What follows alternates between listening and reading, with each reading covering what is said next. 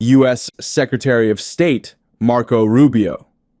Monday called on China to release the 11th Panchen Lama Gedun Choeki Nyima, who has been detained for 30 years, highlighting Beijing's policy towards exerting control over Buddhism in Tibet.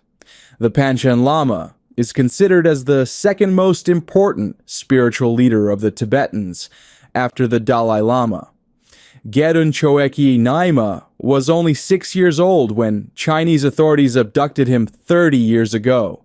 The Panchen Lama should be released immediately, Rubio said in a statement on the social media platform X. Rubio's comment, along with parliamentarians across Europe, have been pushing for the release of Gedun Nyima, who has been in Chinese custody since 17 May 1995. At the time of his custody, the Panchen Lama, as designated by the incumbent Dalai Lama, was 6 years old.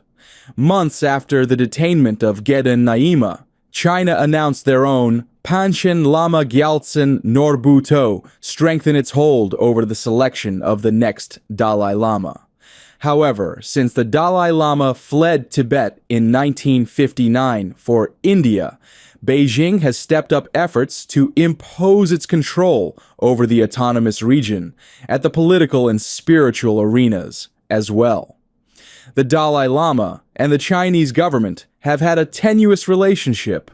Since at least the 1980s, the Tibetan spiritual leader has called for greater autonomy within China, but has been unable to gain any traction from Beijing.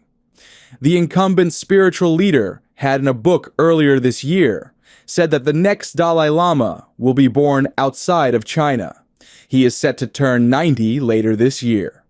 In March, the Chinese Foreign Ministry slammed the Dalai Lama, calling him a political exile engaged in separatist activities under the guise of religion.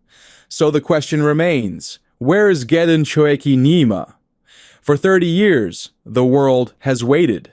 His disappearance is more than a cold case. It's a chilling reminder of how far governments may go to control belief, silence tradition, and reshape a culture from within.